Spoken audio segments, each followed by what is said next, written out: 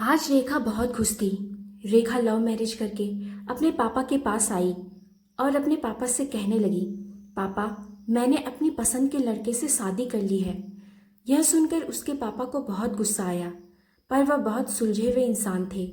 उन्होंने बस अपनी बेटी से इतना ही कहा, मेरे घर से निकल जाओ। बेटी ने कहा, अभी मेरे पति के पास कोई काम नहीं है, हमें कुछ दिन अपने पास रहने दीजिए, हम बाद में चले जाएंगे।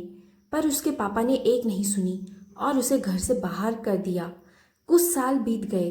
अब रेखा के पापा नहीं रहे और दुर्भाग्यवश जिस लड़के से रेखा ने शादी की थी वह भी उसे धोखा देकर भाग गया। रेखा के दो बच्चे थे। रेखा खुद का एक रेस्टोरेंट चला रही थी जिससे उसका जीवन यापन हो रहा था। रेखा को जब यह खबर सुनाई दी कि उसके पापा नहीं रहे तो उसने मन में सोचा, अच्छा हुआ मुझे घर से निकाल दिया था ना, दर दर की ठोकरें खाने के लिए छोड़ दिया था। मेरे पति के छोड़ जाने के बाद भी मुझे घर नहीं बुलाया। मैं तो नहीं जाऊंगी उनकी अंतिम यात्रा में।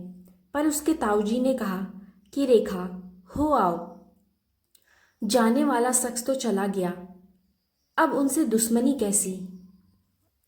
रेखा ने पहले हाँ या ना किया, फिर सोची चलो हो आती हूँ।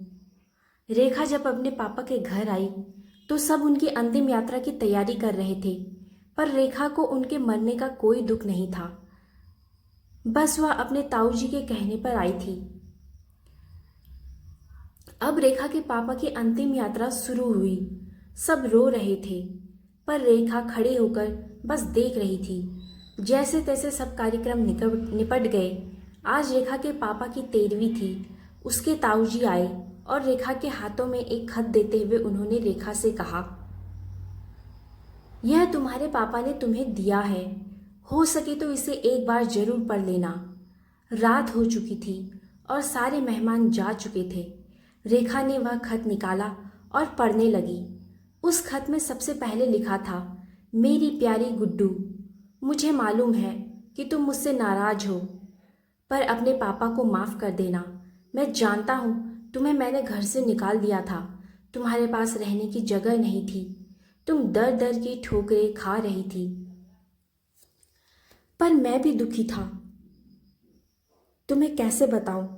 याद है तुम्हें, जब तुम 5 साल की थी तब तुम्हारे माँ हमें छोड़ के चली गई थी।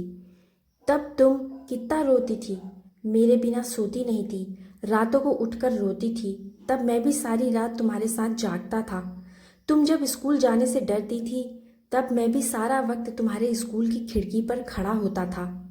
तब तुम कितना रोती थी, मेरे बिना सोती नहीं थी, रातों को उठकर रोती थी। तब मैं भी सारी रात तुम्हारे साथ जागता था। तुम जब स्कूल जाने से डरती थी तब मैं भी सारा वक्त तुम्हारे स्कूल की खिड़की पर खड़ा होता था, और जैसे ही तुम स्कूल से बाहर आती थी तुम्हें सीने से लगाता था। वह कच्चा पक्का खाना याद है तुमको, जो तुम्हें पसंद नहीं आता था। मैं उसे फेंक कर फिर से तुम्हारे लिए खाना बनाता था ताकि तुम भूखी ना रहो। याद है तुम्हें, जब तुम्हें बुखार आता था तो मैं सारा दिन तुम्हारे पास बैठा रहता था, मन ही मन रोता था, पर तुम्हें हंसाता रहता था ताकि तुम ना रो सको, वरना मैं रो पड़ता था। वो तुम्हारी पहली बार हाई स्कूल की परीक्षा, तुम रात भर पढ़ती थी और मैं सारी रात तुम्हें चाय बनाकर देता था। सारी कॉलोनी एक तरफ थी कि यह सब नहीं चलेगा, लड़की छोटे कपड़े नहीं पहनेगी, पर मैं तुम्हारे साथ खड़ा रहता था, किसी को तुम्हारी खुशी में बाधा बनने नहीं दिया। तुम्हारा वह रातों को देर से घर आना, डिस्को जाना, लड़कों के साथ घूमना, इन सब बातों को कभी मैंने गौर नहीं किया, क्योंकि तुम जिस उम्र में थी उस उम्र में यह सब थोड़ा बहुत होता है। पर एक दिन तुम ऐसे लड़के से शादी कर घर आ गई, वह भी उस लड़के से जिसके बारे में तुम्हें कुछ भी पता नहीं था। तुम्हारा पापा हूँ, मैंने उस लड़के के बारे में सब पता किया। उसने न जाने कितनी लड़कियों को धोखा दिया था, पर तुम तो उस वक्त प्रेम में अंधी थी। तुमने मुझसे नहीं पूछा और सीधी शादी करके आ गई। मेरे कितने अरमान थे कि तुम्हें डोली में बैठाऊं, चार सितारों की तरह तुम्हें सजाऊं, ऐसी धूमधाम से शादी करूं कि लोग बोल पड़े कि वह देखो शर्मा जी, जिन्होंने अपनी बच्ची को इतने नाजों से अकेले पाला है। पर तुमने मेरे सारे सपने तोड़ दिए। खैर, इन सब बातों का क्या है, अब कोई मतलब नहीं रहा। मैंने तो तुम्हारे लिए खत इसलिए छोड़ा कि तुमसे कुछ बात कर सकूं। मेरी गुड्डू, अलमारी में तुम्हारी माँ के गहने और मैंने जो तुम्हारी शादी के लिए गहने खरीदे थे वह सब रखे हैं। 3-4 घर और कुछ जमीनें हैं। मैंने सब तुम्हारे और तुम्हारे बच्चों के नाम कर दिया है। कुछ पैसे बैंक में हैं, जो तुम बैंक जाकर उसे निकाल लेना। और आखिर में बस इतना ही कहूँगा मेरी गुड्डू, काश तुमने मुझे समझा होता। मैं तुम्हारा दुश्मन नहीं था, तुम्हारा पापा था। वह पापा जिसने तुम्हारी माँ के मरने के बाद भी दूसरी शादी नहीं की। लोगों की तानी सुने, गालियां सुनी, न जाने कितने रिश्ते ठुकराए, पर तुम्हें दूसरी माँ से कष्ट ना हो इसलिए खुद की ख्वाहिशें मार दी।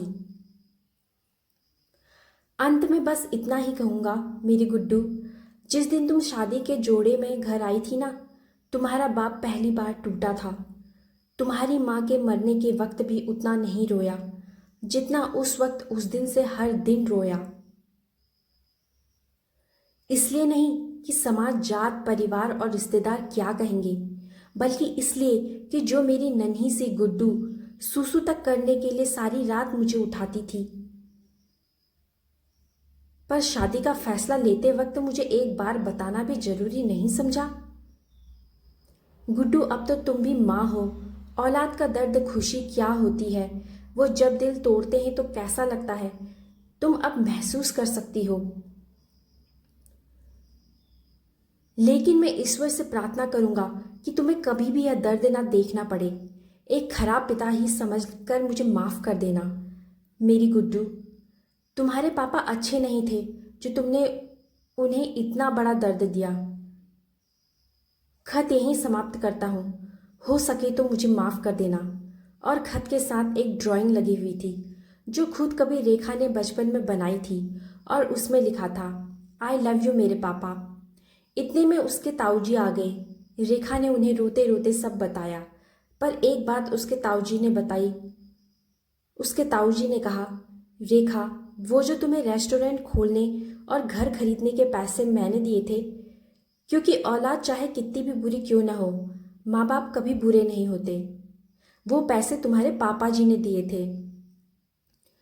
दोस्तों, रेखा के पापा को सुकून मिलेगा या नहीं मुझे नहीं पता, पर उस खत को पढ़ने के बाद शायद सारी जिंदगी रेखा को सुकून नहीं मिलेगा। आखिर में बस इतना ही कहूँगी कि लव मैरिज करना कोई गलत बात नहीं है, पर यदि इसमें आप अपने माताजी पिताजी को शामिल कर लें तो अच्छा रहेगा। हर पिता की एक इच्छा होती है अपनी बेटी को अपने हाथों से डोली में विदा करने की। हो सके तो उसे एक सपना मत रहने दीजिए और सदैव अपने माता पिता का आदर करें। वीडियो अच्छी लगी तो लाइक और शेयर करें और चैनल पर नए हैं तो सब्सक्राइब करना ना भूलें। Thank you.